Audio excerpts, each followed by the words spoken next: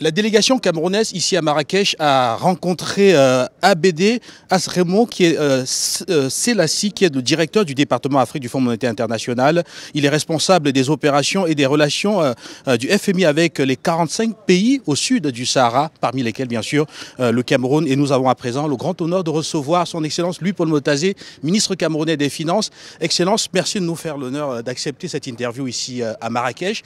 Alors, le FMI qui dit avoir pris beaucoup d'engagements depuis, sous la conduite d'ailleurs du chef du département Afrique pour soulager nos États. Alors, cette réunion portait essentiellement sur quoi? Bien, nous avons rencontré, comme vous l'avez dit, le directeur Afrique, parce que voyez-vous, vous le savez, le Cameroun est sous programme.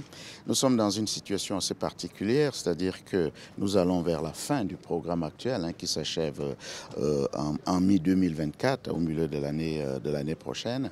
Il faut commencer à se poser la question, d'abord, qu'est-ce qui a été fait jusque-là et est-ce qu'il y aurait autre chose à faire? Bon, qu'est-ce qui a été fait jusque-là? Tout le monde est d'accord pour dire que le Cameroun a très bien exécuté ses programmes parce qu'il y a eu 5 revues qui ont toutes été concluantes.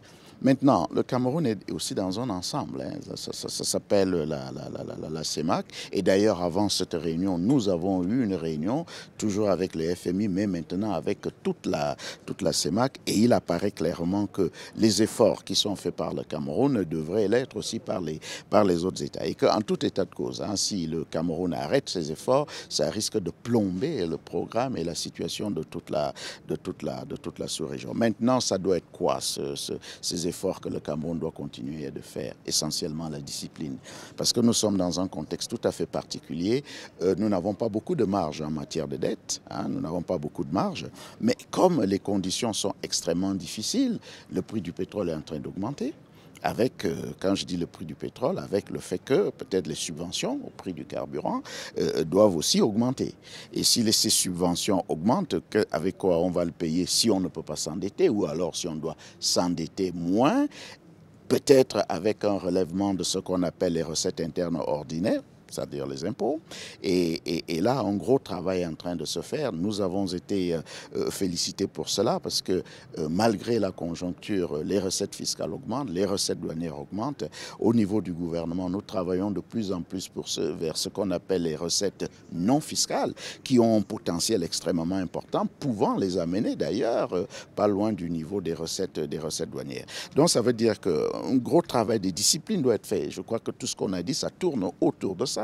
Parce que les marges budgétaires sont étroites, donc il faut mieux choisir au niveau des dépenses d'investissement, ne pas faire n'importe quoi, être extrêmement rigoureux dans le recouvrement des recettes pour que nous ayons cette marge budgétaire dans un pays qui, comme vous le savez, est confronté à des crises sécuritaires, c'est-à-dire que des crises qui sont des crises qui provoquent des dépenses dont on ne peut pas se passer, parce que s'il y a l'insécurité, alors rien ne peut se faire. Donc il faut financer les dépenses sécuritaires, il faut financer l'investissement. Lorsque j'ai dit cela, et lorsque j'ajoute les dépenses incompressibles comme les salaires, vous comprenez qu'un certain nombre de dépenses nous devrions apprendre à les mettre de côté. Voilà, on a essentiellement parlé de ça, c'est-à-dire jusque-là, le Cameroun s'est bien comporté, mais des efforts devraient encore être faits.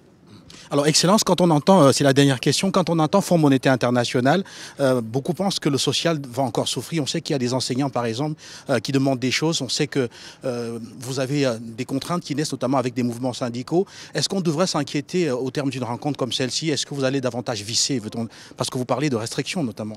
Non, sur le plan social, il n'y a rien à visser. D'abord parce que c'est l'un des engagements que nous avons pris, à savoir que le secteur social ne devrait pas être touché. Le secteur social, c'est l'éducation, c'est la santé, c'est ce que nous appelons les filets sociaux, la formation professionnelle, le genre, etc. C'est autant de secteurs, c'est bien dit dans nos engagements, nous ne devons pas les toucher. Et c'est d'ailleurs pour ça que si vous voyez comment les budgets augmentent en ce qui concerne la loi de finances globale, vous allez voir que ces secteurs-là ne sont pas touchés.